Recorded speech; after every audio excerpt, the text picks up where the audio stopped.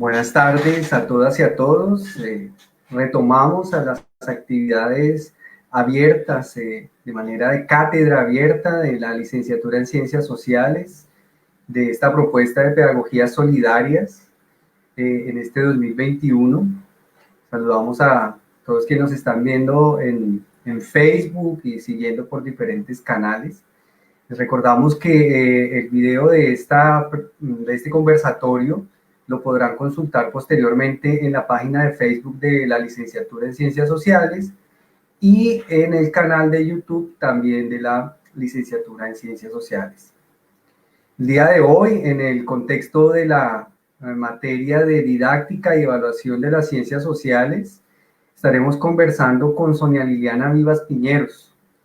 El día de hoy entraremos a tratar los debates de la enseñanza de las ciencias sociales,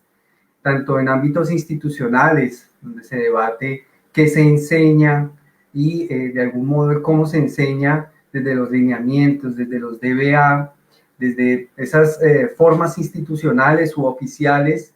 que regulan de algún modo la enseñanza escolar. Pero también tendremos la mirada desde situada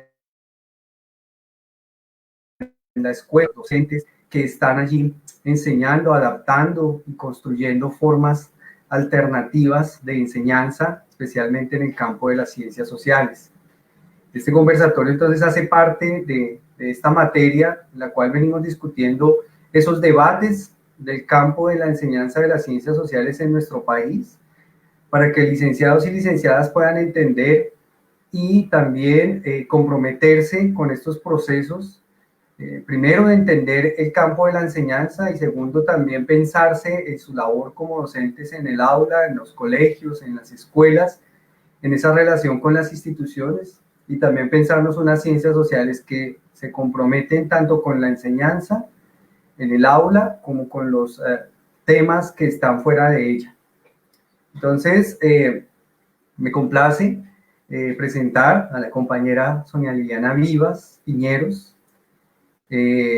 Con Liliana nos conocemos hace un par de meses, trabajamos juntos en una de las mesas que organizaron el Congreso, el primer Congreso Colombiano de Educación en Ciencias Sociales, que fue realizado el año pasado. Trabajamos en la mesa 10 sobre educación rural y pues tuvimos una experiencia ahí, constituimos un equipo de trabajo que tuvo pues un número importante de ponencias y además en el contexto de este congreso pues fue importante la participación. Sonia, ella es licenciada en educación básica con énfasis en ciencias sociales de la Universidad Pedagógica Nacional. También es magíster en desarrollo educativo y social del convenio CINDE, Universidad Pedagógica Nacional. Actualmente ella es representante de FECODE, en la Comisión Asesora de Enseñanza de la Historia de Colombia. Esta comisión se desarrolla en el MEN, donde tiene el Ministerio de Educación, donde tienen silla representantes del campo de la historia, del campo de los sindicatos docentes y también de las facultades de educación. Asimismo, ella es integrante del colectivo de mujeres Malú y actualmente se desempeña como docente de Ciencias Sociales de la Secretaría de Educación Distrital de Bogotá en la sede rural de Torca, esto de la localidad de Usaquén, en Bogotá. Entonces, el conversatorio que tendremos el día de hoy se titula Enseñanza de las Ciencias Sociales, debates institucionales y escolares. Hola Sonia, buenas tardes y el público te espera. Bueno, Robinson, muy buenas tardes para ti, para cada persona que está conectada a esta transmisión. Pues de entrada todos los agradecimientos para ti, porque efectivamente en ese trabajo que hace un par de meses desarrollamos en el Congreso que citabas, pues se tuvo la oportunidad de intercambiar estas experiencias de esos lugares en los cuales, además de ejercer la labor docente en el aula, estamos desempeñando y comprometidos justamente con el hecho de que la educación tiene diferentes lugares de desarrollo y de transformación. Entonces, pues todos los agradecimientos para ti por este espacio, por supuesto para el programa de la licenciatura en Ciencias Sociales de la Universidad Surcolombiana, también por esta oportunidad. Bueno, tal y como Robinson lo menciona, de entrada, pues es importante mencionar que el espacio que ocupamos al interior de la Comisión Asesora de Enseñanza de la Historia de Colombia tiene uno de sus lugares para maestros y maestras que impartimos procesos de enseñanza y de aprendizaje en el área de ciencias sociales y pues de allí derivada la enseñanza de la historia.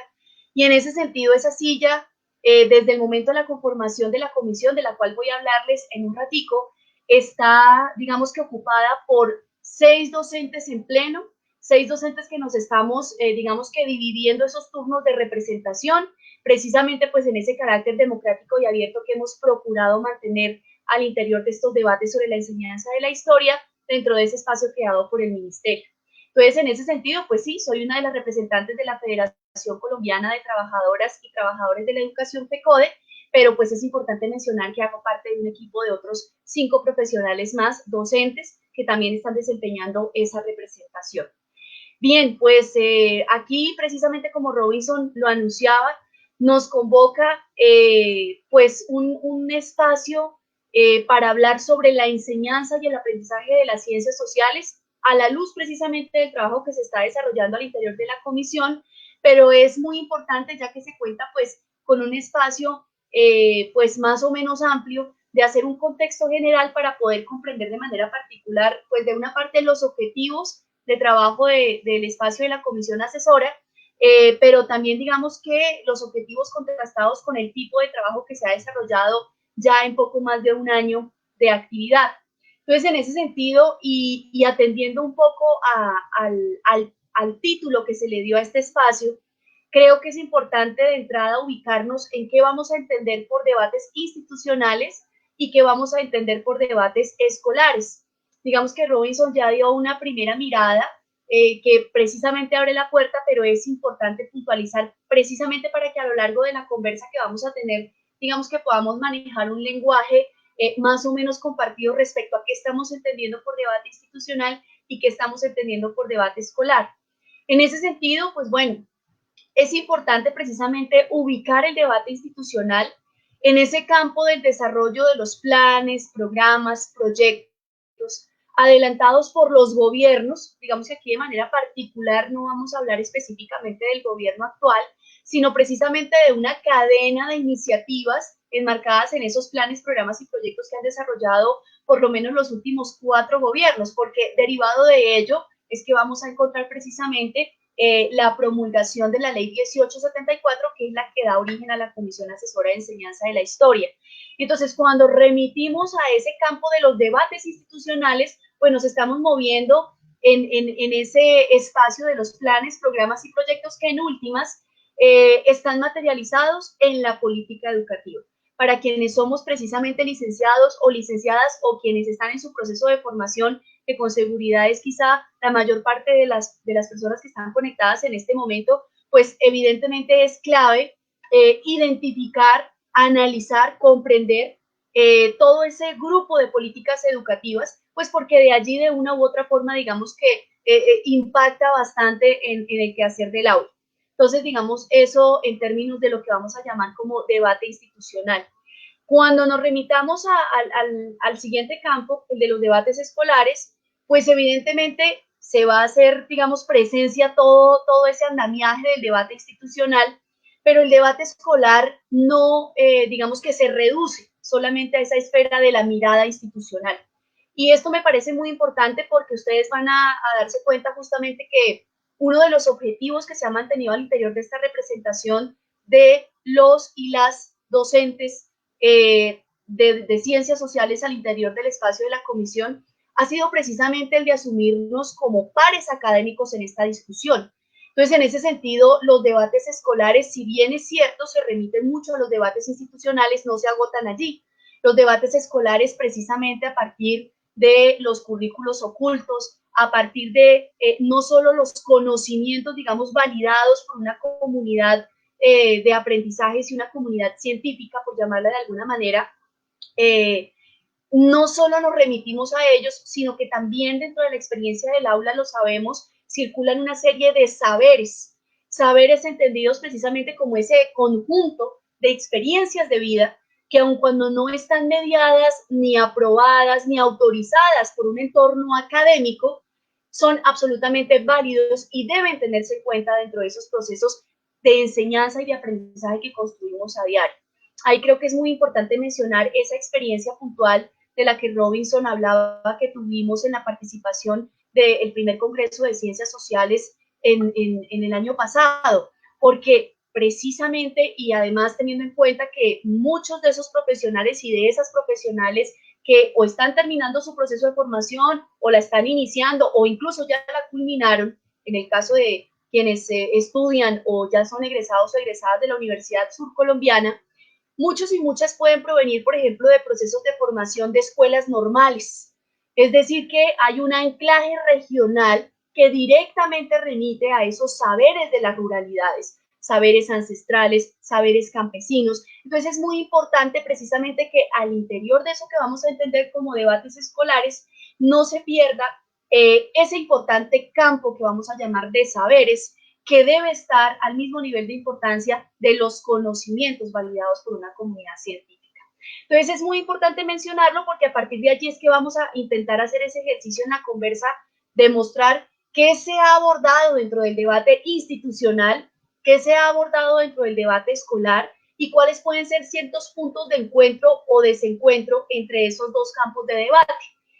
Pues evidentemente en este rato no vamos a abordarlos todos, pero por lo menos sí vamos a dejar algunas líneas trazadas que seguramente les van a servir a ustedes para alimentar esa discusión.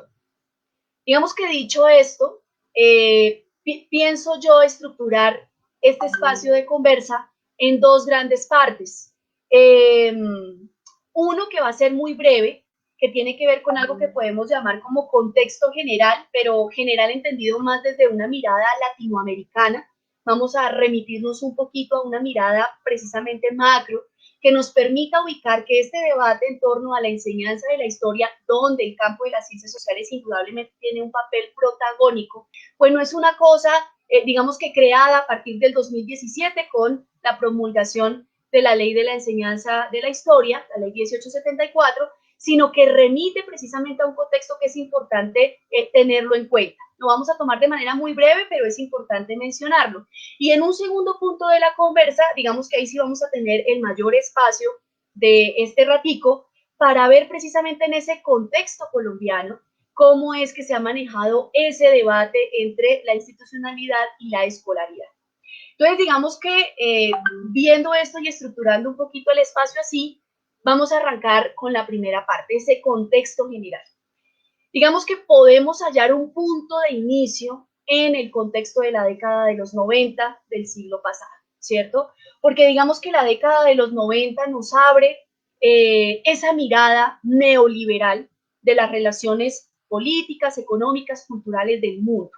Y tenemos que empezar por allí porque precisamente ese neoliberalismo pues va a impactar en todas las esferas de la organización planetaria, ¿cierto? Digamos que ahí ya vamos a ubicarnos temporal y espacialmente en lo que llaman muchos estudiosos de las ciencias sociales y de la historia también, la caída de los grandes metarrelatos, y con ello precisamente comienza a desarrollarse una serie de discursos y de prácticas que de una u otra forma van a impactar el espacio educativo. Y para el caso particular, ese impacto va a recaer de una manera muy directa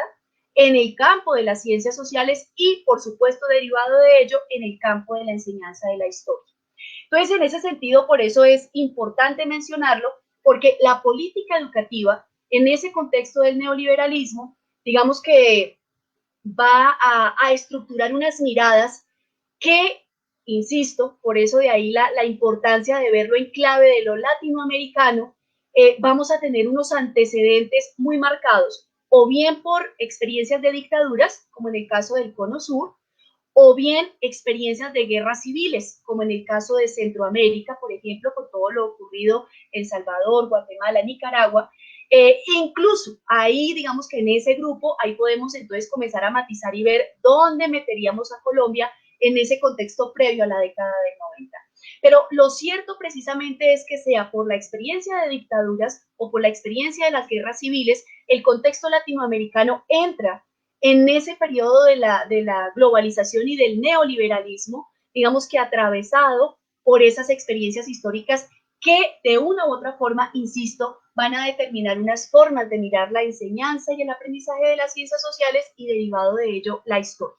Entonces, por eso digamos que en ese punto general, a pesar de que no nos vamos a demorar ni vamos a trabajar en profundidad la experiencia de esas dictaduras en el Cono Sur o la experiencia de las guerras civiles en Centroamérica, es importante mencionarlo porque, insisto, a veces si uno no ve en perspectiva esta promulgación de leyes y de proyectos y demás, pues a veces uno no logra entender precisamente ese anclaje sistémico que tiene con esas relaciones que se van atravesando allí. Lo que uno sí puede comenzar a ver, que es importante mencionarlo para pasar a la segunda parte de ese contexto colombiano, es que en todo ese periodo que se deriva de la década del 90, más o menos hasta acá, en estos primeros años del siglo XXI, es, digamos que de manera general, el papel histórico que vamos a desempeñar los y las docentes en este tipo de transformaciones. Es importante también mencionarlo desde acá porque a veces se tiende a pensar que el papel del docente o de la docente es simplemente ser un sujeto pasivo que se remite simplemente a esperar lo que dictamina la política educativa de turno y aplicarla en el aula. Y resulta que eso no es así, ¿cierto? Por supuesto que las construcciones institucionales van a permear, claro que sí, todas las elaboraciones que se hacen, pero el profe o la profe no es un sujeto acrítico, ¿cierto? Porque precisamente en ese saber, en esa experiencia, en ese oficio y en esa profesión de ser docente, también desarrollamos un criterio político. Y en ese sentido, por supuesto que nuestra acción va a estar, digamos que, muy relacionada con el papel protagónico que vamos a desempeñar allí. Entonces, también es importante, insisto, porque en muchos discursos se tiende a pensar eso. El docente simplemente espera lo que le llegue en un papel totalmente pasivo y pues bueno, asumo yo precisamente que si estamos hablando con colegas licenciados y licenciadas, pues de entrada tenemos que criticar ese tipo de postura que nos pone en esa posición tan pasiva y mostrar justamente, y de hecho hay muchos referentes de los cuales también les hablaré más adelante, que de pasividad no tenemos nada respecto a lo que hacemos en el aula. Bien, digamos que si tenemos en el marco de ese contexto general esas particularidades y digamos ciertas características que ya también por ser propias de nuestra formación podemos identificar alrededor de lo que implica o ha implicado el neoliberalismo en la región latinoamericana, pues podemos comenzar a pasar a esa segunda parte que es como la parte fuerte de la conversa y es el caso colombiano en términos de esos debates institucionales y escolares. Entonces, si ya de plano tenemos el referente de la década del 90, pues bueno, en Colombia recordemos que la década del 90 justamente arranca con la proclamación de una nueva carta política, que es la que está vigente hasta el día de hoy, la Constitución de 1991, y que efectivamente la Constitución de 1991, como ese texto que emana un montón de necesidades, expectativas, intereses, de un montón de movimientos sociales que comenzaron a surgir precisamente en esos años, podemos decir que es un documento bastante ambicioso, con unas miradas bastante plurales, amplias, pero que lamentablemente, pues como está demostrado, no se ha cumplido en el terreno de la realidad. Pero la Carta Política de 1991, digamos, en esa inspiración que tuvo, podemos decir que es una ganancia histórica por todo lo que implica para, para la reorganización, pues digamos que de la estructura gubernamental, ¿cierto? Como pues obviamente les acabo de decir, eso no implica que todo se ha cumplido, eso lo tenemos claro, pero pues digamos que hay que ver en términos del discurso que las aspiraciones de esa carta política son bien importantes. Y vemos precisamente que después de 1991, para el caso particular del contexto educativo, pues en 1995 se proclama la Ley General de Educación o Ley 115. Y digamos que derivada de esa gran apuesta que se hizo en la Constitución de 1991, una de las principales ganancias que vamos a tener con la expedición de la Ley 115 va a ser la defensa de ese principio de la autonomía escolar. Esto también es muy importante cruzarlo justamente con lo que les mencionaba hace un rato en términos de no perder de vista el papel histórico que hemos jugado como profesionales de la educación, los profesores y las profesoras. El principio de autonomía institucional que se emana de la Ley 115 precisamente va a intentar posicionar ese papel en términos profesionales, no solamente en términos de la vocación docente, sino de la profesión docente, de cada una de esas personas que está ocupando y se está haciendo cargo de los procesos de enseñanza y de aprendizaje al interior de las instituciones escolares. Y con la libertad de cátedra, de acuerdo con ese criterio profesional, digamos que se da la potestad para la selección y la organización de lo que inicialmente se va a llamar contenidos. Esto también digamos que tiene un matiz importante y en la discusión sobre la enseñanza de la historia lo va a tener también de una manera fundamental. Pero es importante mencionarlo porque en ese contexto colombiano, este principio de la autonomía escolar también va a mostrar ese papel, insisto, histórico que hemos desempeñado los profesores y las profesoras en las transformaciones educativas. Bien, digamos que cuando uno ya tiene de entrada ese contexto, entonces a partir de 1995 se generan una serie de reformas. De hecho, en el caso particular de digamos, del sistema colombiano de educación, en 1984, incluso un poco antes de ese contexto del que estamos hablando, ya se había dado una reforma que es incluso, podríamos decir, el antecedente más directo de lo que va a venir a pasar en el año 2017 con la expedición de la Ley 1874 sobre la enseñanza de la historia. En 1984 se proclama una ley que precisamente va a acabar con la clase de historia desde el punto de vista disciplinar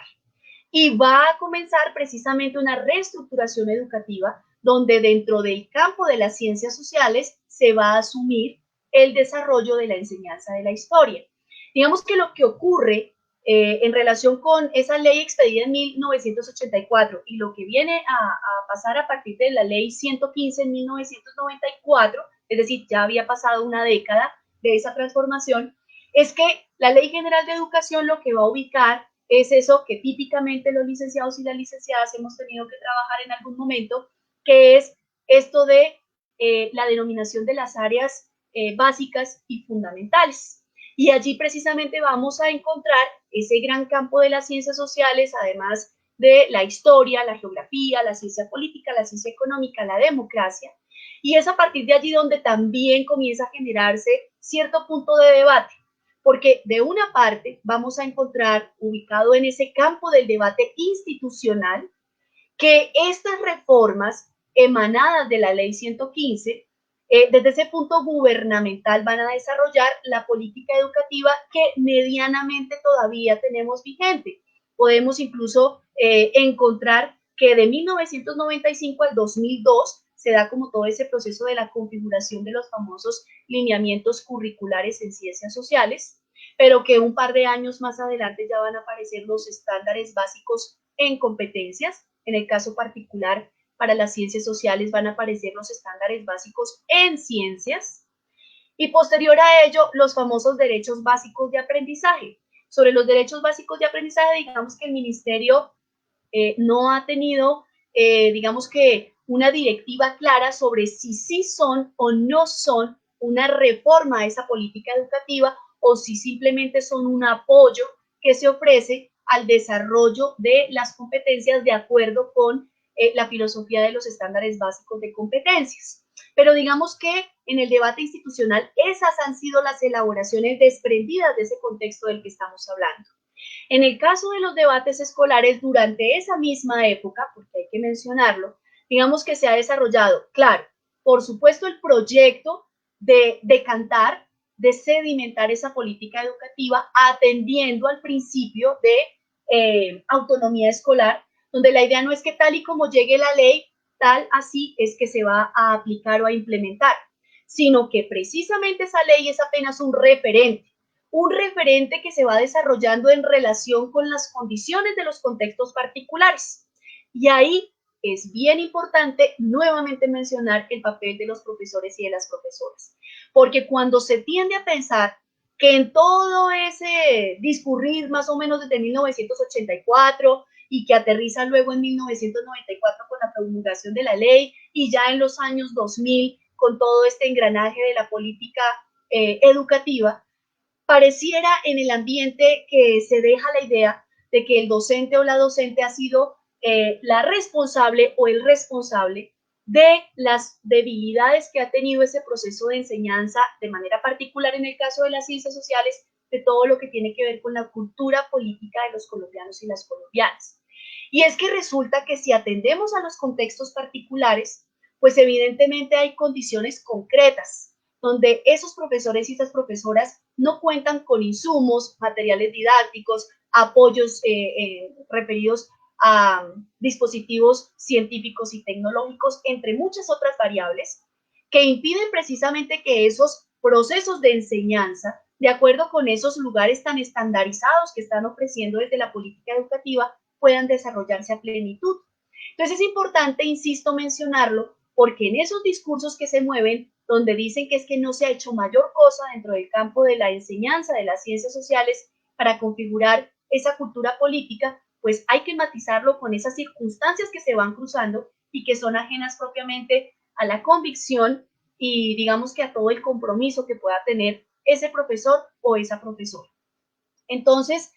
en ese sentido, digamos que ese debate institucional se ha preocupado por promulgar una serie de iniciativas desde esa política educativa y pareciera ser que con ello se van zafando de la responsabilidad porque ya de ahí en adelante lo que queda es algo que es bastante cotidiano en lo que uno no solo escucha, sino en lo que uno vive como docente, y es que la política educativa tiene que decantarse en resultados. ¿Resultados de qué? De las pruebas censales, básicamente pues las que medianamente pues todos y todas conocemos, la prueba ICFES Saber por un lado, pero otras pruebas censales del tipo pruebas PISA y muchas otras. Y que parece ser que si los resultados que nuestros y nuestras estudiantes tienen en esas pruebas no corresponden a los estándares que la política educativa está implementando, que también obviamente obedecen a unas circunstancias de contexto donde pues ustedes saben, la OCDE y muchos otros organismos multilaterales están allí poniendo sus intereses. Lamentablemente, los resultados académicos pareciera que fueran, digamos, lo que directamente evalúa la condición, el saber, la idoneidad del profe o de la profe. Entonces, digamos que ahí ya nos encontramos como con un primer punto de tensión entre ese debate institucional, lo que se remite a toda esta política educativa, y lo que está, digamos, desarrollándose al interior de ese campo del debate escolar. Porque en ese campo del debate escolar sí está la política educativa, pero también esas condiciones externas a las cuales hacía alusión ahorita, pero además también se cruzan una serie de convicciones y de saberes de los profesores y de las profesoras que aunque no estén determinados directamente por lo que dice la política pública, la política educativa, inciden para que nuestros y nuestras estudiantes desarrollen procesos de enseñanza alternativos, críticos, propositivos, transformadores de los entornos de los cuales hacen parte. Y esto no lo ve la política educativa, ni tampoco lo evalúa. Y sin embargo, estamos construyendo estrategias de innovación pedagógica que contribuyen a que esos procesos comunitarios, populares, puedan tener, digamos que, unos desarrollos muy benéficos para esas condiciones concretas que padecen las poblaciones con las que trabajamos. Entonces es importante, insisto, ir matizando estos puntos para que en ese discurso oficial que se mueve frente a todo esto, pues no caigamos precisamente en la trampa de decir, sí, es que definitivamente si estamos así de mal es porque la educación ha fracasado, y si la educación ha fracasado es porque los profesores y las profesoras no somos profesionales idóneos en lo que estamos haciendo, sino que existen un montón de factores alrededor, y más en una experiencia histórica como la de Colombia, obviamente atravesada por tantas fases de violencia, desigualdades, exclusiones, entre muchas otras cosas. Entonces, en ese sentido, por eso es importante ir cruzando todos estos factores dentro de esos debates institucionales y esos debates escolares. Bien, entonces, si ya tenemos, digamos que ese contexto, precisamente están todas estas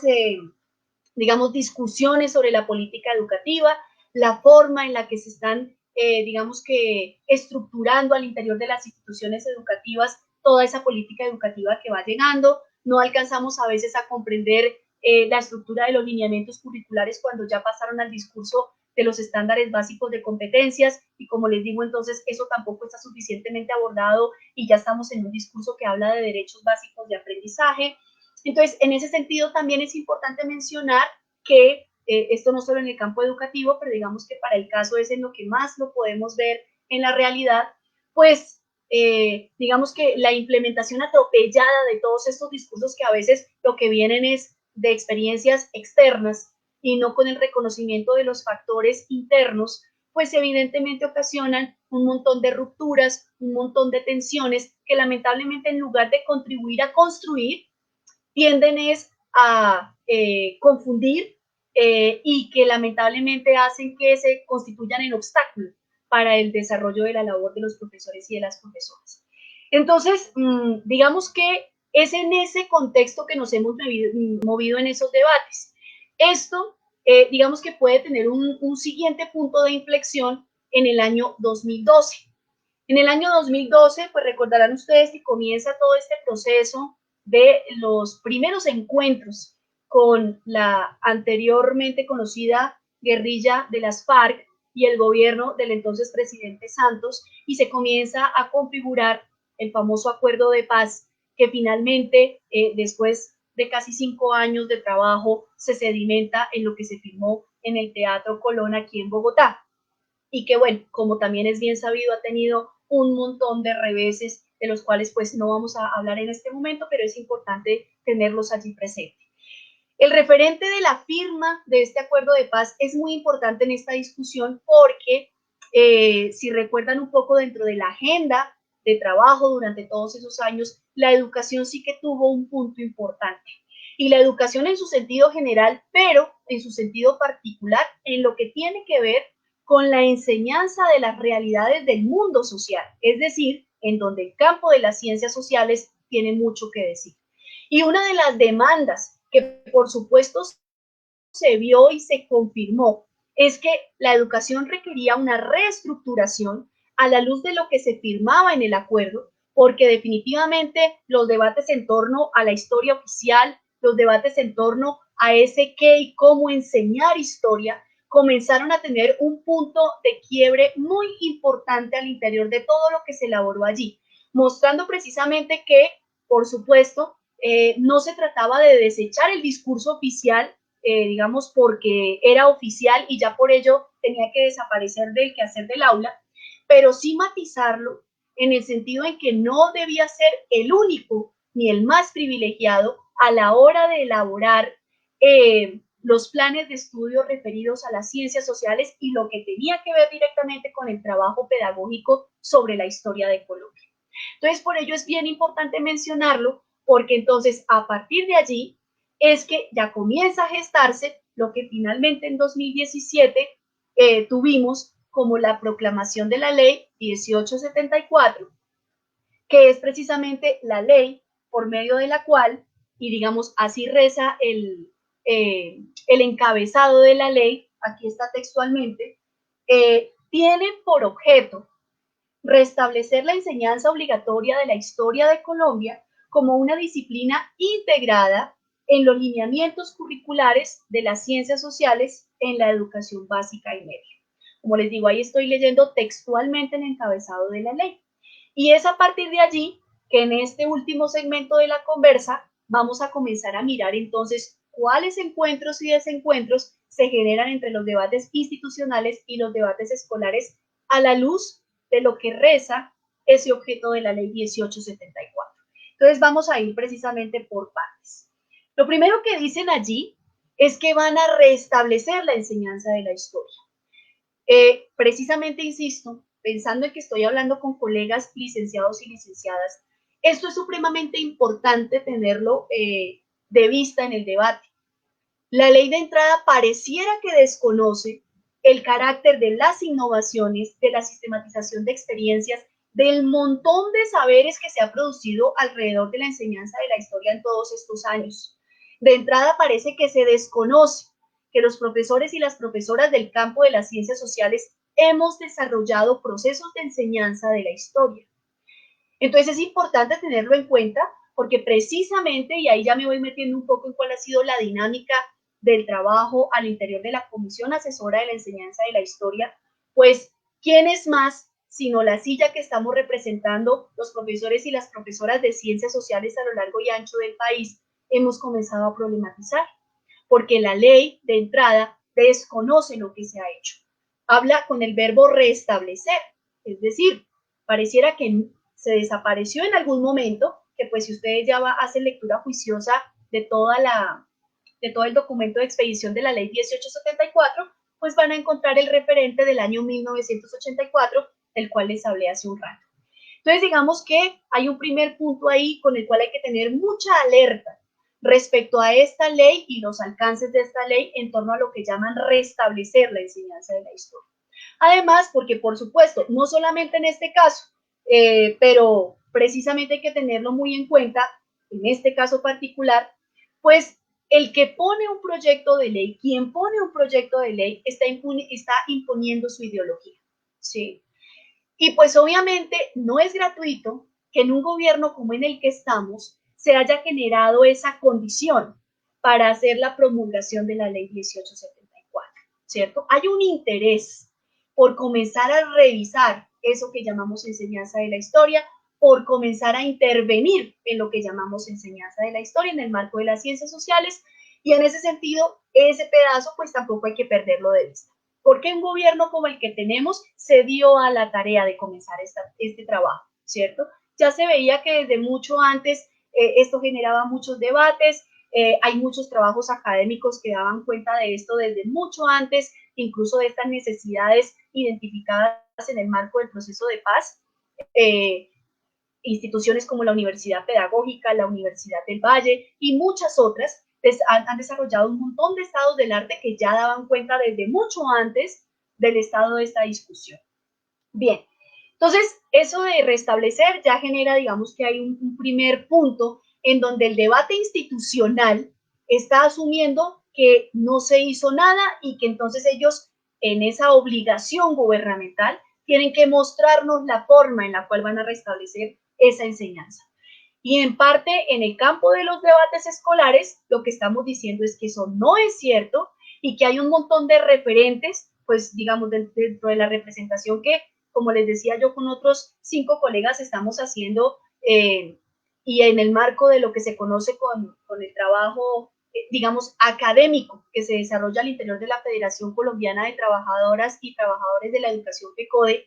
para no ir más lejos, las ediciones de la revista Educación y Cultura, ¿sí? Que es la revista de FECODE, emanada del movimiento pedagógico de los años 80 y demás, dan cuenta de una serie de experiencias sistematizadas, reconocidas, con unos alcances en esos procesos de innovación que son tangibles, que muestran el carácter de la importancia de las innovaciones y de todas las construcciones que se han hecho en el campo de la enseñanza de la historia. Entonces, eso de que se restablece deja mucho que desear. Bien, el siguiente punto es que ese mismo enunciado habla de lo que se llama enseñanza obligatoria de la historia de Colombia. Y cuando hablamos de esa palabrita de obligatoria, también digamos que se ha entrado en una tensión permanente por lo mismo que les mencionaba de ese referente de la autonomía escolar, de la libertad de cátedra emanada de la Ley General de Educación de 1994. Porque no es clara, digamos que la alusión o el camino que se da sobre lo que entienden como enseñanza obligatoria de la historia. Y allí entonces hemos también, digamos que, dejado en claro la posición de que cuando hablamos de una enseñanza obligatoria, pareciera ser que estamos hablando de la construcción de un currículo oficial. Y con ello precisamente ese debate de que la historia oficial no sea el único ni el más privilegiado de los discursos al interior de todo el proceso pedagógico en el aula, pues queda como en el aire. Y definitivamente consideramos que eso no tiene que ser así, ¿cierto? Entonces, ese carácter de la obligatoriedad también, digamos que ha puesto un punto de quiebre en el trabajo que se desarrolla al interior de la comisión. Y lo tercero, que es muy importante para quienes somos profesionales en el campo de las ciencias sociales, porque el objeto de la ley dice que esa enseñanza definitivamente se va a trabajar desde desde el punto de vista de la integración de ese campo de la enseñanza de la historia desde los lineamientos curriculares de ciencias sociales. Es decir, a veces en este debate sobre la enseñanza de la historia en Colombia se ha tendido a malinterpretar, incluso en los medios masivos de comunicación lo han difundido así, que vuelve una clase de historia de Colombia a las aulas escolares, ¿cierto? Y resulta que no es así, porque lo que nos están mostrando es que en el marco de la configuración curricular del campo de las ciencias sociales es de donde vamos a revisar, en este caso, pues yo lo asumo así, insisto, yo no voy a decir que es que hasta ahora vamos a comenzar a revisar y ajustar ciertos campos temáticos y de saberes respecto a la enseñanza de la historia. Entonces, en ese sentido, es importante también mencionarlo, porque la tarea que atribuye la ley 1874 no está dada en la apertura de una clase aparte de historia, sino que en el marco de las clases de ciencias sociales, seguramente, insisto, lo que se van a presentar es una serie de ajustes, una serie de revisiones respecto a lo que demanda la enseñanza de la historia de Colombia, pero sin perder el contexto holístico, sistémico, que es precisamente, digamos, que el sustento epistemológico desde el cual se elaboraron los lineamientos en ciencias sociales. Por eso, cuando, digamos, que refería a esos tres documentos base de la política educativa, lineamientos, estándares básicos y derechos básicos de aprendizaje, era importante tenerlos allí en el horizonte, porque acá la ley 1874 de manera explícita se devuelve a los lineamientos, ni siquiera está tomando como referente las construcciones más recientes, las de los derechos básicos o la de las competencias, sino que remite directamente al sustento epistemológico que podemos encontrar en el campo de las ciencias sociales para abordar este debate sobre la enseñanza de la historia. Entonces, en ese sentido, importante precisamente que al interior de ese párrafo introductorio de la ley identifiquemos por lo menos esos tres puntos que comienzan a generar, insisto, una serie de tensiones entre los debates institucionales y los debates escolares, ¿cierto? Precisamente derivado de ello es que a partir de diciembre del 2019, la misma ley,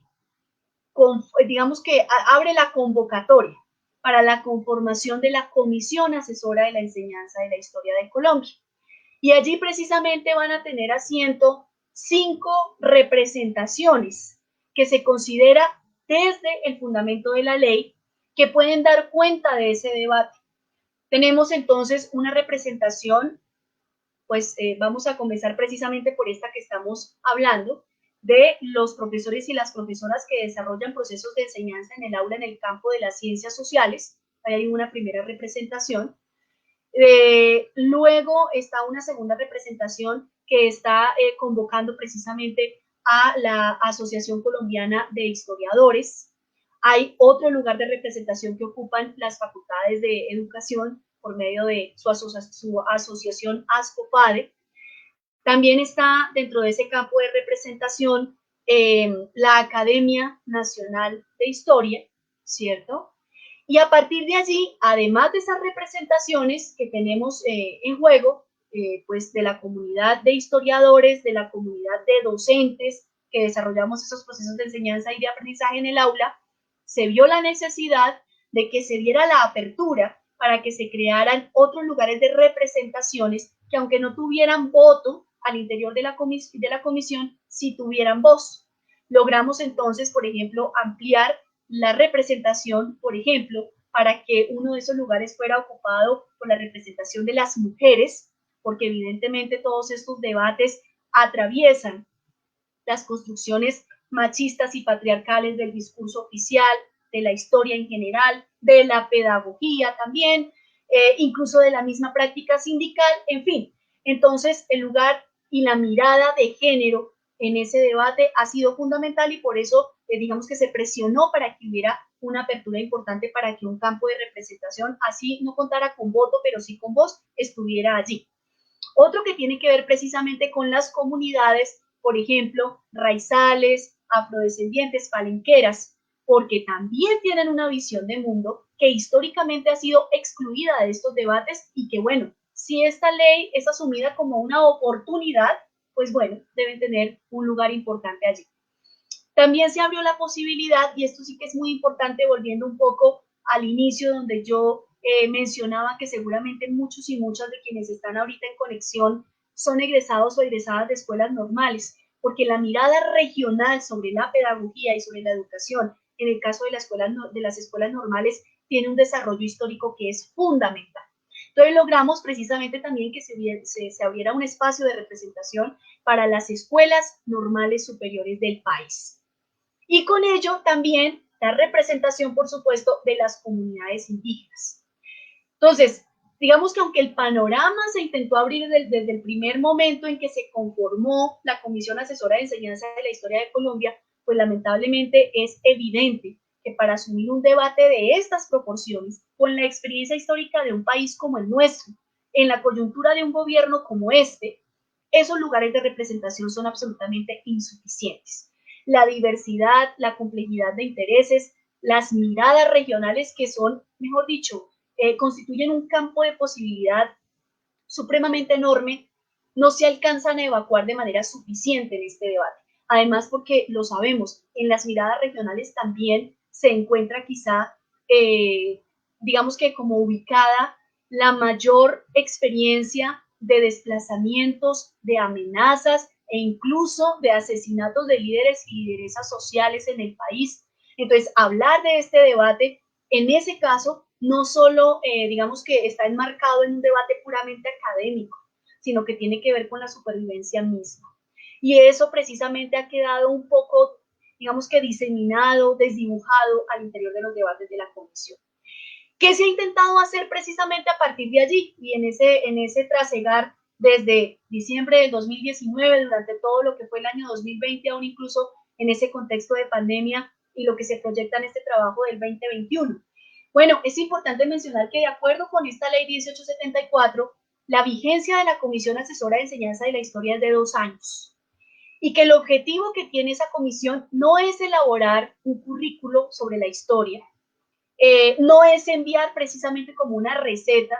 no es cambiar los lineamientos en ciencias sociales, no, es simplemente elaborar una serie de recomendaciones, porque se ha defendido justamente el principio de la autonomía escolar y pensamos que a partir de unas recomendaciones no se atenta contra ese principio de autonomía, 1, 2, estamos recordando al gobierno que por más comisiones asesoras que haga,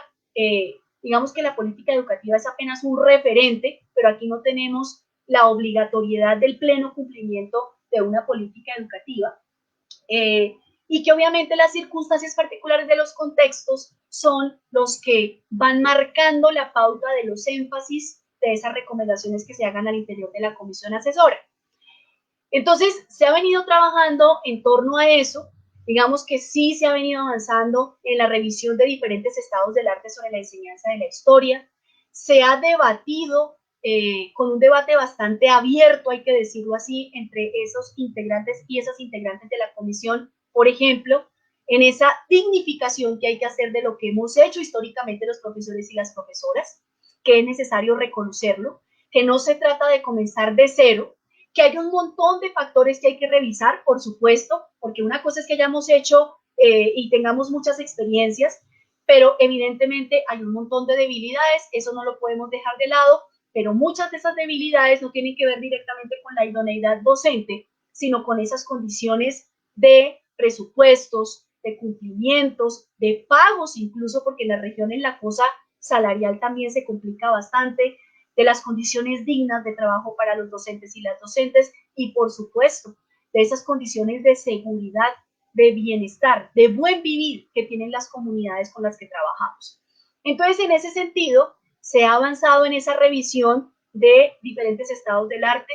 se ha abierto ese debate para no dejar de lado ese papel histórico que hemos jugado como profesionales de la educación, los profesores y las profesoras, que este no es un debate exclusivo de las comunidades de historiadores y de historiadoras, sino que si estamos llamados a un debate sobre la enseñanza,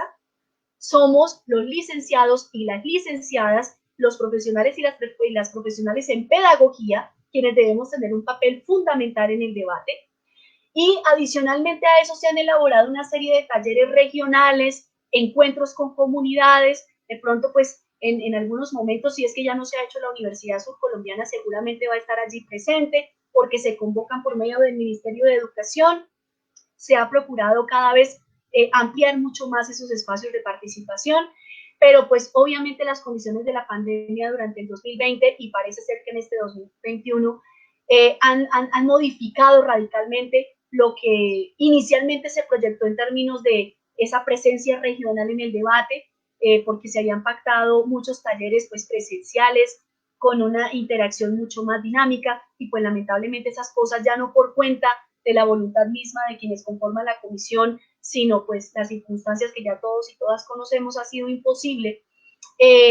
Además de eso, desarrollar una serie de encuestas, una serie de indagaciones, diagnósticos sobre precisamente cómo se ha desarrollado la enseñanza de la historia a lo largo del país y conocer precisamente cuáles son esas expectativas frente al trabajo de la comisión, ¿cierto? Y precisamente en este que es el último año de funcionamiento de la comisión, pues se proyecta que con base en todos esos referentes se puedan elaborar esas recomendaciones, recomendaciones que el Ministerio de Educación, según lo que se ha proyectado, lo que hace con ellas es convocar nuevamente a otro grupo de profesionales, ya no las mismas personas que integran la comisión asesora, sino otro grupo, para comenzar a ajustar los lineamientos curriculares en ciencias sociales y comenzar a dar cuenta de este proceso de la enseñanza de la historia de Colombia que, con esto finalizo, reitero, no es que se inicie.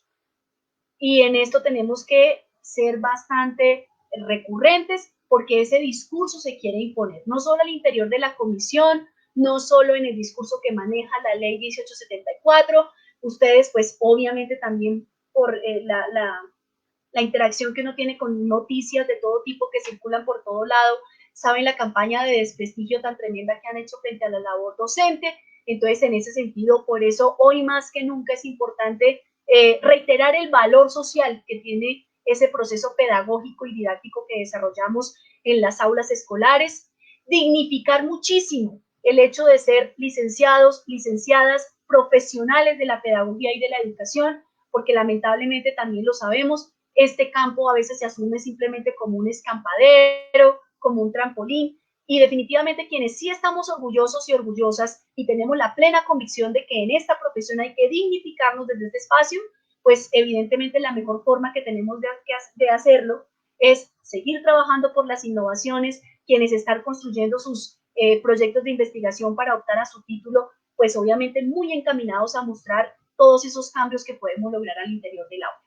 Robinson, pues ya por tiempo y demás yo dejo aquí. No sé si vas a hacer alguna intervención o si hay algunas preguntas y aquí con mucho gusto voy a estar muy pendiente. Y a todos y todas, pues muchísimas gracias por la atención. Claro, Sonia, muchas gracias por tu intervención, elocuente intervención. Realmente lograste mostrar esos tres elementos eh, organizados para que, digamos, el debate pueda abrirse, ¿no? Yo solo quisiera agregar, pues, digamos, una reflexión final, ¿cierto? Que va en la línea de lo que tú decías en tu conversación, y es, digamos, la reivindicación de los profesionales de la educación frente a esas afrentas, digámoslo así, que vienen tanto de los sectores disciplinares, ¿cierto? Diciendo pues que el docente no es un profesional, no es un formado en el área, y de otro lado, pues de la política y de los políticos, no sé si profesionales, pero que también vienen atacando la labor docente. Digamos que tú como compañera que estás en FECODE, ¿cómo hemos visto el ataque directo desde sectores de la ultraderecha, especialmente hablando que FECODE está llevando el comunismo a las escuelas, que, mejor dicho, están acabando con la moral pública, digámoslo de esa manera? Y entonces ese llamado a reconocernos como profesionales de la educación y a reconocer la importancia de esta labor, no solo para quienes se están formando, ya para quienes estamos en el área, me parece importante. Y aquí, pues digamos, también retomo como una reflexión y también compartir un poco ese video de Chimamanda Adichie, ¿no? Esta intelectual africana que habla del peligro de la historia única, ¿cierto? De pronto también nos pone a pensar que ese contexto que vivimos en Colombia y en América Latina, como tú bien lo presentaste, ella nos lo presenta para el África, donde lo negro entre los negros es negado. Esa historia única que acaba siendo discriminadora. Entonces, tenemos entre los espectadores, las personas que nos están acompañando, pues algunos comentarios. Pues tenemos bastantes personas acompañándonos. Tenemos, mira, tenemos pues aquí de Huila, tenemos compañeros y compañeras que están. Hay una compañera de la Escuela Normal Superior de Jorge Isaacs, de Roldanillo, Valle. Y bueno, vamos a ver algunas de las preguntas o los comentarios. Yo voy a leer los comentarios y en algunas aparecerá pues también preguntas y demás. Tenemos a Fernando, Sebastián Quintana nos dice, los docentes entonces son herramientas o resistencia. Entonces, él lo deja así como muy directo. Fernando Galindo dice, ¿y qué papel jugaron los grupos étnicos en la ley 115 del 94? Y ya Sebastián Quintana incluyó este comentario cuando tú estabas hablando precisamente de esa mirada disciplinar sobre la enseñanza de la historia y demás, y él nos dice, es partir de lo disciplinar para una construcción interdisciplinar. Propone esta idea. Fernando Galindo nos vuelve a decir, la historia de Colombia siendo un tema muy sensible para algunos grupos focales, como desplazados, afectados por el conflicto armado, etcétera. Pregunta, ¿cómo se llevaría a cabo una socialización con estudiantes de colegios o escuelas rurales a nivel nacional? Bueno, Neymar te manda un saludo, muy buena ponencia, señorita Sonia. Sabiduría Milenaria también saluda este espacio, dice muy buena intervención. Fernando Galindo vuelve a decir, ¿y esos saberes otros cómo se podrían adjuntar a esta historia de Colombia? Y también nos mandan un saludo desde la Escuela Normal de Neiva, la profesora Gloria María Alvis Rodríguez. Tenemos unos comentarios que tienen preguntas y demás, y pues como quieras los puedes responder o comentar. Bueno, pues muy chévere precisamente porque estas conversas lo que tienen que generar es eso, ese intercambio, ¿no? A pesar de que estamos pues en estos contextos virtuales, pues no es lo mismo que poder levantar la mano y entonces uno ahí como que identifica y todo, pues uno añora mucho eso y más siendo maestra, pero pues bueno, me alegra y me reconforta bastante en lo que me comenta Robinson, pues la cantidad de personas que se conectan, digamos como todo eso que les está quedando, que evidentemente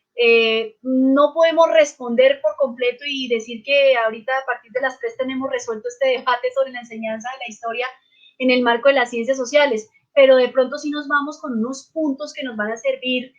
como digo yo, en la elaboración de nuestros proyectos de investigación para optar al título, en las innovaciones curriculares de quienes ya estamos ejerciendo en el aula,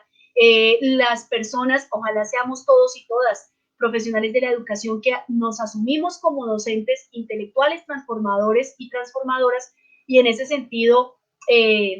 publicamos, escribimos, sistematizamos nuestras experiencias. Entonces, digamos que esos referentes pueden contribuir muchísimo a ampliar esas miradas en todos esos quehaceres que desarrollamos. Bueno, precisamente por, digamos, en lo que mencionabas, yo siento, por ejemplo, con la inquietud que planteaba Sebastián, que no solo ahora, sino históricamente, por eso esto hay que verlo en perspectiva,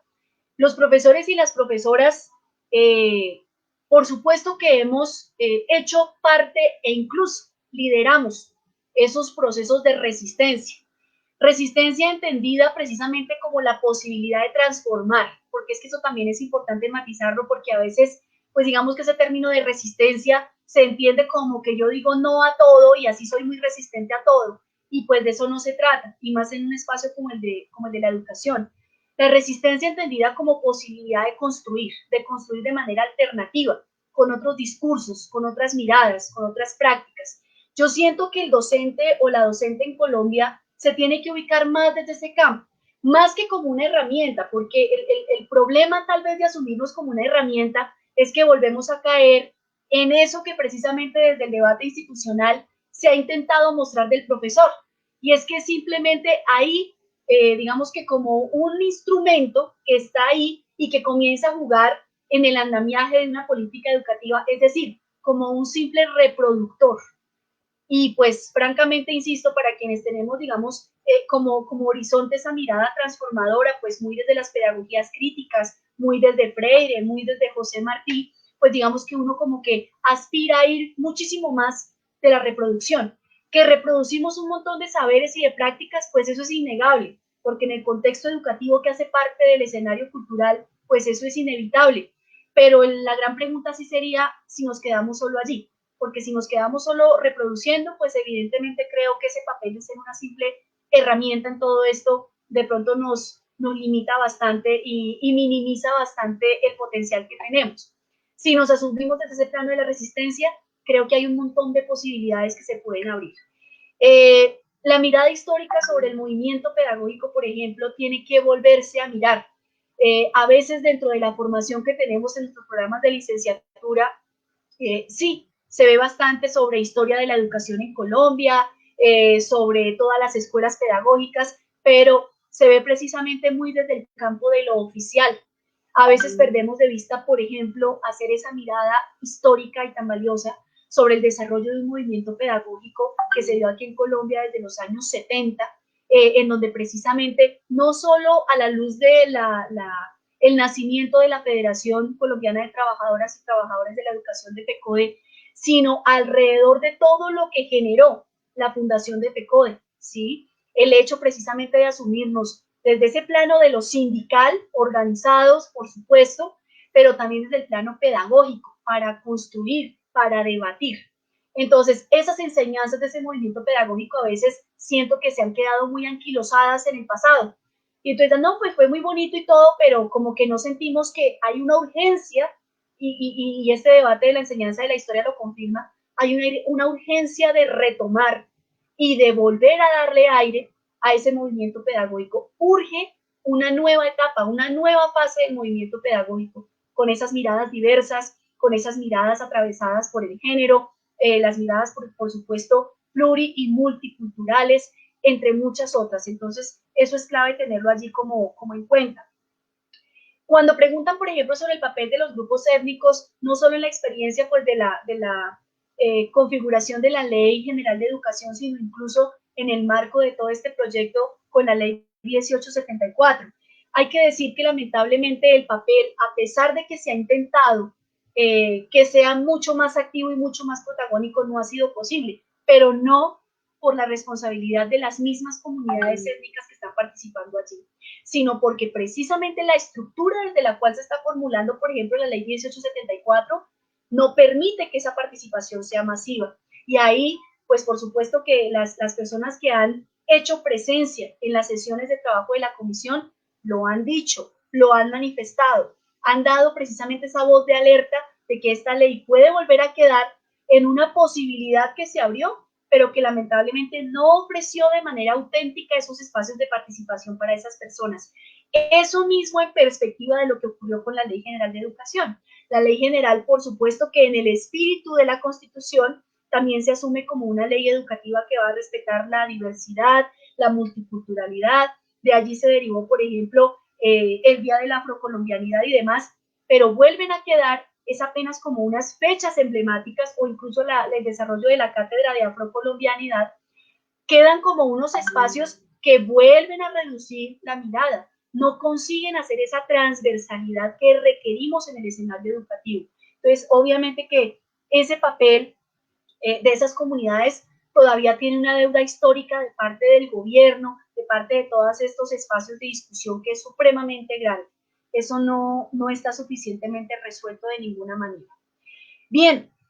Esto de partir de la interdisciplinariedad es uno de los puntos de debate más fuertes, claro, porque hay unas posturas de pronto muy paradas epistemológicamente en miradas en donde la interdisciplinariedad se asume como ese campo donde está todo, pero al final no hay nada. Y sí, ese es un riesgo que se corre si la interdisciplinariedad no cuenta precisamente con una mirada muy juiciosa a partir de su apuesta epistemológica y a partir de allí entonces la forma en la cual se va a implementar en los currículos de enseñanza de las ciencias sociales. Pero de una u otra forma hay muchos sectores que precisamente en ese debate hemos defendido, ahí me incluyo, hemos defendido la idea de que esa mirada interdisciplinariedad es urgente, que el mundo de hoy no se puede ver a partir de las disciplinas. Y que, claro, se requieren insumos de las disciplinas para analizar y comprender las realidades de hoy. Claro que se requieren, pero no seguir haciendo el énfasis en las miradas disciplinares, que las miradas disciplinares sean apenas una excusa que nos permita transitar a las miradas interdisciplinares. Entonces, sí, el debate está muy abierto allí. Obviamente ustedes en sus comunidades académicas tienen que seguir, digamos que dinamizándolo porque es urgente. No se trata simplemente de decir que como nos vamos a parar en los lineamientos, entonces apague y vámonos y todo tiene que ser desde ahí, porque vuelve y juega ese carácter innovador que tenemos los profesores y las profesoras en este debate. Esa tarea de socializar, por ejemplo, con esos entornos de comunidades escolares, de las ruralidades, con esas miradas regionales, eso se ha intentado hacer en el trabajo de la comisión a partir del desarrollo de los talleres regionales, pero insisto, son esfuerzos insuficientes. No se puede quedar simplemente esto en la excusa de que la pandemia nos ha impedido, digamos que implementar otro tipo de estrategias, pero lamentablemente ha sido así, porque la conformación de la comisión pues tiene su secretaría técnica en el ministerio, y en ese sentido el ministerio es el que dinamiza los encuentros, el que digamos que ofrece como los espacios para poder desarrollarlos, y lamentablemente sí han sido bastante reducidos para un debate de estas proporciones. Se han abierto algunos espacios académicos en algunas universidades, en el marco de congresos, nada más en este Congreso de Ciencias Sociales donde estuvimos por allí una mesa sobre la enseñanza de la historia. Valdría la pena mirar las memorias del trabajo de esa mesa para ver qué tipo de apuestas y qué tipo de ideas circularon allí, porque definitivamente esas voces regionales, también se ha insistido, tienen una deuda que no está suficientemente saldada en este debate. Podemos volver a quedar con una historia totalmente bogotanizada, centralizada, en donde esas miradas regionales parece que se abordan porque hubo un taller donde estuvieron varios profesores y profesoras y que parece ser que esa es la manera de, digamos como que de evacuar esto, y obviamente eso es absolutamente insuficiente. Y en relación con los otros saberes y la pregunta de cómo integrarlos, eso también, digamos, yo sí siento que desde la misma ley no se va a dar respuesta a eso. Creo que por eso mismo sí hay que seguir en la consigna de que la ley ofrezca unos referentes, en el rechazo que hay que hacer frente a alguna posibilidad de que se construya un currículo oficial. Eso es lo peor que puede pasar.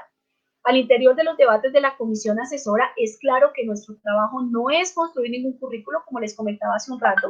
sino que en el marco de esas recomendaciones los currículos queden, digamos que a disposición de la construcción de cada institución educativa del país, de acuerdo con sus necesidades, de acuerdo con sus intereses. Pero eso hay que trabajarlo muy en clave de esos saberes, porque, insisto, en las miradas regionales hay un montón de saberes, en las escuelas rurales, en esos contextos, digamos, anclados a todas esas prácticas regionales, donde si no se reconocen adecuadamente esos saberes, lamentablemente esa enseñanza de la historia queda en el aire, sin ningún tipo de anclaje con las realidades de la gente.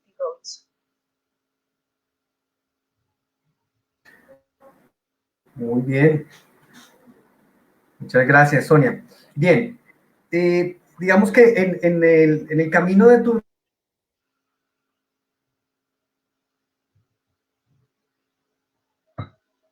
respuestas y te voy a leer, digamos, también para poder traer otros temas que fueron tomados acá. David Ibarra nos dijo, la construcción de una política educativa es la construcción del escenario netamente educativo, o podemos construirlo desde la articulación de toda la comunidad. ¿Qué es lo pertinente? Yo creo que con lo que nos has dicho también, hay bastantes luces para poder pensar y continuar pensando. Si lo escolar se reduce apenas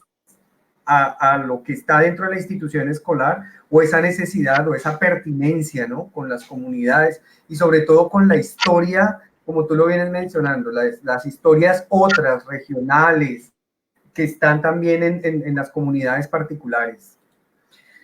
Luego, Gloria María Alves nos dice que considera que hoy la historia debe cumplir una que se tiene de reivindicar la lucha de los pueblos por dignificar la vida, defender los territorios y construir sentido e identidad. Creo que también Gloria aporta un tanto en lo que venimos hablando, ¿no? Matusalán Pantevis, él es profesor de la Universidad Surcolombiana, nos dice: Sonia, el papel del docente siempre quedará relegado a las aulas y a sus instituciones educativas, ¿o debemos avanzar? ¿Y cuál es el camino para transformar esa concepción que se tiene sobre el docente? Ese camino histórico del docente de constructor de ideologías nacionalistas a la de empleado de la burocracia escolar, de la burocracia escolar. Te lo pregunto en el sentido de tratar de desmitificar ese docente transmisor de contenidos. Ajá. Y finalmente, Mireya Pajoy nos dice: ¿por qué la mayoría de veces la enseñanza de las ciencias sociales se hace de una manera teórica y no de una manera donde se busque trabajar a partir de problemas sociales relevantes o controvertidos? Hola, amigo. Y Andrés Charri, ya para cerrar, nos dice: los debe a los lineamientos curriculares limitan al maestro en la hora de enseñar ciencias sociales. Bueno, aquí también viene el asunto. Y el último comentario que leo: partiendo de la premisa de que es necesario para la interdisciplinariedad, para que la interdisciplinariedad se implemente en la enseñanza educativa, pregunta: ¿se debería prohibir que los especialistas de las disciplinas den clases en colegios, como pasa actualmente con físicos, matemáticos y economistas? Se abrió mucho el campo, es interesante porque nos genera también una serie de reflexiones mayores, ¿no? Entonces, ajá, totalmente. Bueno, pues muy chévere, porque miren que hasta mi hijo se interesó y por eso apareció por aquí en el debate. Bueno, pues miren, en relación, por ejemplo, con esa tensión histórica entre política educativa, escenario educativo, pues evidentemente es clave que eso depende mucho de la intencionalidad institucional, ¿sí? Porque eso también hay que mencionarlo. A veces incluso podemos encontrar en ciertas experiencias educativas, hablemos por ejemplo de un caso particular como la elaboración de los lineamientos en ciencias sociales, que ofrecen relativamente una mirada, digamos, bastante ambiciosa sobre lo que podemos lograr en los procesos formativos desde las ciencias sociales. Y digamos que hay una construcción, como les decía yo, epistemológica. El equipo que se conformó para hacer esa propuesta de los lineamientos intentó precisamente como convocar una serie de comunidades académicas bastante diversas, no paradas solamente como en una línea, y eso fue bastante bueno, y por eso digamos que ese documento, si uno lo ve en su estructura general, ofrece unos marcos de oportunidad. Pero a veces, a pesar de que unas experiencias como esas tengan esos marcos de oportunidad, la cultura institucional a veces es muy cerrada. Entonces, a veces puede que en las instituciones sea donde se presenten los mayores obstáculos, porque precisamente, digamos que la cultura que circula en esos contextos institucionales puede ser la de la zona de confort, la de los contenidos, ¿sí? Temas específicos que no se cambian durante años y años, las mismas estrategias, los mismos insumos pedagógicos. Entonces, el marco de la institucionalidad atenta lamentablemente contra ese principio de autonomía escolar que la misma ley nos ofrece. Entonces, eso también es importante mirarlo, porque precisamente en este marco del debate, incluso desde la federación, desde FECODE, eso también es importante mencionarlo. Digamos que no solo nos paramos en el sentido de decirle que no a toda iniciativa gubernamental, sino que precisamente se analiza a la luz de un montón de factores. Y allí uno de los factores que no se puede desconocer es el hecho de que esa cultura institucional de cada colegio, de cada sede, de cada escuela, a veces lamentablemente es la que impide que de pronto esas puertas de oportunidad que se abren puedan ser aprovechadas, digamos que en plenitud. Entonces, sobre eso, digamos que no es un asunto que los profesores y las profesoras resolvamos, ¿cierto? Más porque precisamente, bueno, ojalá aquí, quien quita, estén personas conectadas que sean rectores, rectoras, que se desempeñen en las coordinaciones de los colegios, de las escuelas, eso sería muy importante, porque derivada de esa organización institucional es que se abren o se cierran estas oportunidades. Pero lo cierto es que aun cuando esta cultura institucional sea tan adversa para esta serie de innovaciones, cada vez que se van juntando más profes que de pronto tienen estas apuestas, estas inquietudes, pues así sea por medio de proyectos de aula,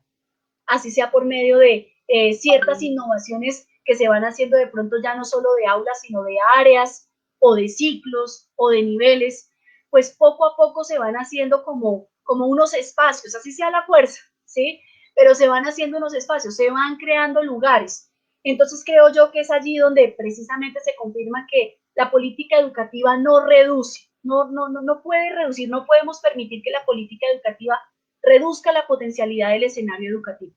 Más bien mantenernos en la idea de que la política es un referente, pero por lo mismo también el escenario educativo requiere de pensarse, reflexionarse, evaluarse, ajustarse, porque de otro modo sí se presentan muchas rupturas en ese sentido. Bien, hay un debate que es supremamente importante en este último bloque de intervenciones,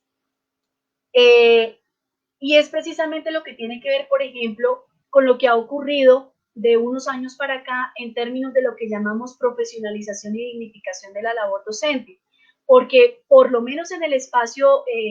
público, pues ustedes lo saben, se hacen una serie de concursos docentes, donde ya de unos años para acá, como les menciono, pues digamos que la apuesta es que se presente el profesional o la profesional que considere tiene, digamos que toda la idoneidad para desempeñarse como docente, sin que esto signifique que de entrada deba tener precisamente dentro de su campo de formación principal la pedagogía.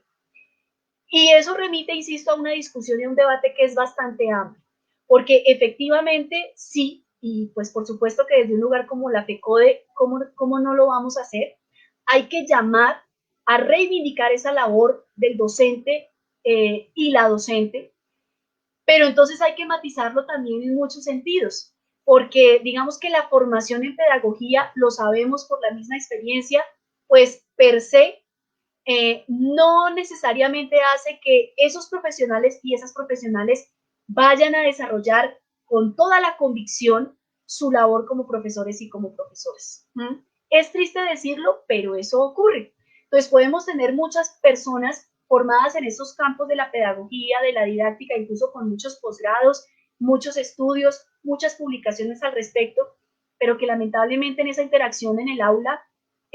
no les va muy bien o no creen que esa interacción en el aula sea importante, entonces no le otorgan el papel primordial, ¿cierto? Y hay muchos profesionales que aun cuando no cuentan con esos referentes de los estudios de pedagogía y en el campo de la educación, pues a veces uno encuentra muchas investigaciones, mucha sistematización de experiencia de profesores o profesoras que se están desempeñando como tal sin tener una formación de base en esos campos, que ofrecen un montón de herramientas y un montón de reflexiones que son muy valiosas. Siento que lo importante en ese debate es sobre todo insistir en esa dignificación de lo que implica ser un maestro de aula, porque eso se pierde bastante también. Esto lo cruzo un poco con otra de las inquietudes que manifestaban. El papel del maestro históricamente sí ha quedado relegado a ser ahí un simple funcionario, un simple mandadero, ¿cierto? En el contexto de lo privado, pues es mucho más dramático en términos de la explotación laboral a la que se ven sometidos y sometidas, eso es absolutamente claro, en términos de horarios, en términos de salarios,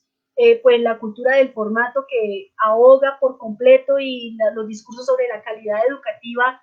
digamos que desdibujan por completo lo que debería ser el fundamento que es la labor del aula. Es bastante complicado en ese contexto. En el escenario de lo público, pues digamos que hay ciertas posibilidades un poco más amplias, flexibles, para poder asumir esto en un debate pues mucho más de frente, porque se puede confrontar, se puede decir,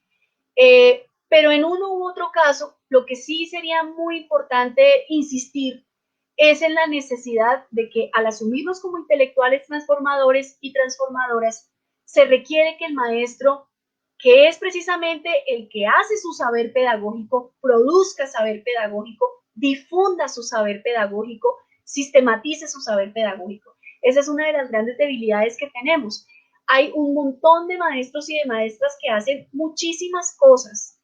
pero lamentablemente solo quedan en lo anecdótico o en de pronto el hecho de que la experiencia circuló ahí dentro de los compañeros y compañeras de la misma institución porque conocieron de primera mano, porque los estudiantes y las estudiantes hablaron de eso, pero al no existir una sistematización que permita la difusión, hemos, digamos que, dejado de lado esa importante tarea de la difusión. Entonces sí es muy importante sistematizar, es muy importante difundir. La cultura académica es importante, pero digamos que en este caso de la difusión y de la sistematización no solo estoy abocando a la cultura académica propiamente escrita, ¿cierto? Sino que hoy por hoy también con todos estos dispositivos de difusión masiva podemos hacer un montón de piezas comunicativas, hacernos precisamente al uso de nuevas narrativas, el cine, la literatura, la danza, bueno, tantas nuevas narrativas que hay para el caso de las ciencias sociales que me permiten precisamente difundir todo lo que yo estoy haciendo y que eso constituya un referente para un montón de gente en otros lugares del país, con unas realidades que de pronto son similares a las que yo tengo en el aula. Eso creo yo que va, digamos, contribuye muchísimo a combatir esa idea de que el maestro es un simple receptor ahí, que se queda quieto, que siempre espera el deme el plan de estudios para que a mí no me toque hacer nada. Por supuesto que hay personas así dentro del aula y del ejercicio docente, los hay, ¿sí? No se trata de desconocer esa realidad, pero sí se trata de combatir la idea de que esos casos constituyen la generalidad y que todos y todas nos movemos dentro de esa misma lógica, pues porque obviamente no es así. Bien, en términos ya de como de un último bloque de inquietudes que hablaba precisamente como sobre toda esa acción teórica respecto a la acción práctica y como cuál es el lugar allí en todo este debate, creo que es importante retomar un poco ese necesario ejercicio de la sistematización. Hay que revisarnos precisamente sobre el lugar epistemológico desde el cual estamos apostando para pensarnos la enseñanza de las ciencias sociales. Esa es una tarea que es también importante de mencionarla, porque el lugar epistemológico desde el que nos paremos es el que determina si efectivamente yo estoy más cercano a la interdisciplinariedad o si de pronto yo más bien estoy ubicado en el lugar más de la defensa de lo disciplinar por aquello de que necesito como unos referentes claros en términos de nociones y de conceptos que me permitan avanzar. Siento que una de las primeras tareas sí es esa, pararse por pararse la interdisciplinariedad y desde allí decir que es que yo estoy acá y es el lugar correcto, pues de eso tampoco se trata. Eso tiene que ser una búsqueda. Ojalá una búsqueda en equipos de trabajo, por supuesto, pero pues en un punto inicial sí hay que comenzarla, digamos, en lo individual para avanzar en lo colectivo. Pero esa también es una parte que a veces nos queda muy pendiente. Vamos precisamente y vamos tratando de reproducir ahí sí una práctica de la cual fuimos víctimas en nuestra formación escolar, estoy segura que sin excepción fue así, y es esa cultura del contenido, del tema. Siempre estamos afanados por el tema, sobre el qué enseñar, ¿cierto? Y entonces como que todos lo situamos en que eso es lo más importante, el qué, y por eso necesito planes de estudios con temas. Si nosotros de pronto nos pensamos desde estos lugares de la interdisciplinariedad, de los discursos alternativos, de asumir la política educativa apenas como un referente y no como una camisa de fuerza, seguramente vamos a ubicarnos en una labor muy necesaria y es el hecho, por ejemplo, de construir planes de área que no remitan a temas, que no remitan a contenidos, sino más bien de pronto a conceptos, a nociones, porque el concepto precisamente me permite abarcar un montón de temas, pero no lo estoy reduciendo. El concepto me permite precisamente que yo me pueda encontrar con otras áreas, por ejemplo, pues para no ir más lejos, las dimensiones de tiempo y de espacio que son como las que sustentan el trabajo de las ciencias sociales, allí es importante ampliar las miradas, casi que de manera muy tradicional, eso también hace parte de lo que vivimos en nuestra formación escolar. La mirada de ciencias sociales que tenemos es historia y geografía, pero seguimos pensando en un discurso interdisciplinar. Entonces, ese tipo de cosas son las que hay que revisar, porque si yo solamente sustento la mirada de la historia y la geografía para hacer una mirada interdisciplinar, estoy dejando un montón de campos de saberes y de conocimientos por fuera dentro de ese gran campo de las ciencias sociales. Incluso, pues, vale la pena mencionarlo, asumo precisamente que allá desde los procesos formativos de la universidad lo están trabajando. El debate que desde hace ya varios años viene en boga de que nos llamamos ciencias sociales o nos llamamos estudios sociales o campos de conocimiento social. Eso también hay que pensarlo bastante porque de allí esos lugares epistemológicos son los que derivan las apuestas que podemos hacer en estos trabajos de integración curricular, Robinson. Muy bien, Sonia. Gracias. Bueno, yo quisiera, para cerrar, complementar con unos llamados que tú nos haces. Si bien esa mirada institucional, como lo decías, está más vista desde Bogotá y trata algunas veces de integrar o reconocer las regiones y poblaciones diversas o comunidades diversas. Creo que tú nos llamas la atención en el asunto de generar diagnósticos, sistematizaciones, porque al final esa enseñanza escolar que es la que resume la práctica tanto dentro de la escuela como en otros contextos educativos, está ahí, hay que ir a conocerla, hay que sistematizarla, hay que diagnosticarla, si fuera el caso. Y digamos, ahí me gustaría compartir un poco del ejercicio que hemos hecho con los estudiantes de didáctica y evaluación en ciencias sociales. Digamos que a partir de un trabajo exploratorio, no es un trabajo tan profundo, pero nos ha permitido conocer, por ejemplo, la fuerte determinación que tiene en la enseñanza de las ciencias sociales las pruebas saber. Digamos, tú no lo has venido comentando, pero acaba siendo importante esa determinación que hay de las pruebas saber de tercero, quinto, noveno y 11 en lo que los docentes entienden de ciencias sociales. Nosotros les preguntábamos, los estudiantes de la licenciatura les hicieron ciertas preguntas a docentes del área de ciencias sociales de la región, y varios respondían que lo que compone las ciencias sociales está claro: historia, geografía y cívica. Y en algunos casos la cívica acaba siendo o un campo de la ciencia política o de los estudios políticos, y en otros casos acaba siendo un campo más de la moral, ¿sí? Del buen ciudadano, y un poco, que es un debate que no es nuevo. Dentro de la configuración histórica de las ciencias sociales escolares, la cívica estuvo más jugando ese papel, ¿sí? Y allí entonces está muy ligada esa nueva concepción de la cívica en el sentido de responder a lo que se llaman las competencias ciudadanas en lo que evalúa las pruebas saber, desdibujando muchas veces lo interdisciplinar de la enseñanza de las ciencias sociales para rendir a la evaluación. Es decir, tú nos has venido hablando de los lineamientos curriculares, los estándares, el DBA, y a esto le sumamos entonces las pruebas saber de los diferentes grados, a pesar que los de primaria no se han venido realizando en los últimos años, pero que han determinado, y especialmente en colegios privados, el qué enseña el docente y cómo se agrupa allí. Y eso también acaba dando pues una pérdida de identidad de eso que son ciencias sociales, para volverse pues básicamente responda o mire a ver qué es lo que toca responder allí. Solo aparecen las ciencias sociales en el grado 11. Digamos que ese ha sido uno de esos primeros intentos que hacemos con los estudiantes de diagnosticar, de sistematizar, para comprender qué es lo que viene ocurriendo en la región. Por supuesto, hay docentes que están haciendo cosas valiosísimas, que están allí pues dándole su toque personal, profesional y disciplinar. Entonces, pues digamos que también esto es una invitación, una contribución de los estudiantes para continuar investigando este tipo de temas. Porque algunas veces también dentro de la formación de licenciados acaba siendo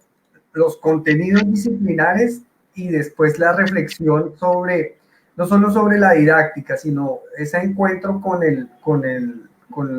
la docencia, no solo a través de la práctica, sino poder verlo a partir de estas formas de investigación, ¿cierto? Creo allí que digamos, es el camino que estamos tratando de construir con la licenciatura. Los chicos de segundo semestre y de primer semestre también, que trabajan con el profesor Matusalán, se aproximan, ¿no? Dentro de estas ideas de qué es, partimos de la idea de la didáctica, no solo como aquello, no el material que con el que vamos a transmitir, la didáctica es de un saber más amplio, reflexivo y demás, ¿cierto? Ya con los chicos de segundo estamos también trabajando, entendiendo pues casi que la didáctica como una ciencia social, pues son propuestas que vienen de otros autores, pero que también nos ayuda a pensarnos eso, que tú nos comentas, ¿no? Es no amarrarnos a la política educativa, ¿cierto? Si bien es un contexto, inclusive en un comentario final que hace Cristian Parra, nos muestra que él ha trabajado con los lineamientos curriculares en ciencias sociales y que ha mostrado precisamente la flexibilidad y capacidad, claro, y es una experiencia súper interesante porque nos muestra que puede ser un referente, pero no puede ser una camisa de fuerza. Y allí yo creo que esto es clave para los licenciados en formación, licenciadas en formación, y pues también en ese contacto que estamos teniendo con los docentes, que algunos de ellos, docentes en ejercicio, nos acompañan esta tarde, escuchándote y pues, cerrando ya estas reflexiones. Así que, Sonia, no sé si tengas algo más que agregar, te agradezco mucho, yo sé que, digamos, aquí en la Universidad Surcolombiana esperamos verte presencialmente pronto para poder tejer más debates, ojalá en una de esos talleres regionales de la comisión, por aquí serán bienvenidos y bienvenidas. Pues Robinson, ojalá, lo que les decía yo, una de las grandes expectativas que siempre hubo era de poder estar en las regiones, de poder intercambiar esas experiencias, pero pues de una manera más directa. Pero pues bueno, esperaremos, porque además, como les comento, digamos que directamente yo cambié el turno de representación, aunque todos seguimos siendo representantes, pero quien está participando ahorita directamente ya es otro grupo de maestras al interior de los debates de la comisión. Seguimos configurando el grupo de trabajo y demás, pero pues obviamente, de todas maneras, de pronto en esa coyuntura, pues directamente no estaré yo, pero obviamente hablando de estos espacios que se abren, pues incluso Robinson, yo después te dejo algún correo electrónico, si necesitan no sé, alguna asesoría especial, o si incluso quieren conocer pues más de cerca el proyecto y demás documentos que se han trabajado. Esos son documentos, digamos que de uso público, entonces con muchísimo gusto por medio tuyo se pueden difundir. De pronto, para terminar, importante, muy importante lo que mencionas, y esa fue una falla en la presentación que hice porque no le hice el énfasis suficiente, pero no quiero que se vayan sin que lo tengan ahí presente. Ese riesgo que hay precisamente en que en ese discurso de lo interdisciplinar, eso de pronto es una de las miradas peligrosas que tiene la apuesta de los lineamientos en ciencias sociales, es que pareciera que todo, de una u otra forma, quieren remitirlo a esa cuestión de la educación en el plano de la ética y de los valores, referido a la construcción de ciudadanías. Es peligroso en el sentido precisamente en que pareciera entonces que el viraje que en algunos casos ciertas intencionalidades políticas quieren hacer de todo esto es vaciar de contenidos, pero contenidos entendidos en el buen sentido de la palabra, no ese contenido del tema del cual yo les hablaba ahorita, sino precisamente de esas reflexiones clave sobre las memorias, sobre las historias regionales, sobre las historias diversas, sobre las historias de género. Pareciera que intentan precisamente quitar todo ese tipo de andamiaje en términos del contenido y dejarlo simplemente a merced de que este campo de las ciencias sociales tiene que dedicarse es a la formación de un ideal de ciudadano. Lamentablemente circulan muchas ideas en relación con una ciudadanía más de corte virtuoso, unas ciudadanías, digamos, que ya se enmarcan en otro tipo de debates que de todas maneras no hay que perder de lado. Las ciencias sociales y ese conjunto de campos de saber y de conocimientos que conforman eso que llamamos ciencias sociales, Por supuesto que sí, está atravesado por esas discusiones referidas a la ética y a la moral, pero no podemos permitir que se reduzcan a eso. Y uno de los peligros que también está allí precisamente como circulando permanentemente en este debate emanado de la ley 1874 es ese, porque directamente también hay como una intención de que ese viraje nos dirija de una manera muy directa a vaciar de ese contenido reflexivo, epistemológico, pedagógico, didáctico a las ciencias sociales y meterlo solamente en el terreno de la formación ciudadana, además muy mediada, muy normalizada por esos estándares de lo que se entiende como buen ciudadano, que por eso digo que eso denota un montón de debates, y eso no se puede permitir. Entonces es muy importante ese pedacito para que no se vayan sin tenerlo como referente. Y pues bueno, ya finalmente para despedirme, insisto, pues dejar abierta la posibilidad de nuevos diálogos con muchísimo gusto y pues obviamente muchísimas gracias por la atención, a ti Robinson por la invitación y pues a todos los profesionales y las profesionales de la licenciatura en Ciencias Sociales de la Universidad Surcolombiana, pues un afectuoso saludo. Muchas gracias. Un feliz resto de tarde para ti y para todos quienes nos acompañaron el día de hoy. Y continuamos entonces en estos debates aquí dentro del programa de Pedagogías Solidarias. Un abrazo, Sonia, y un abrazo para todos. Vale, gracias. Chao, chao.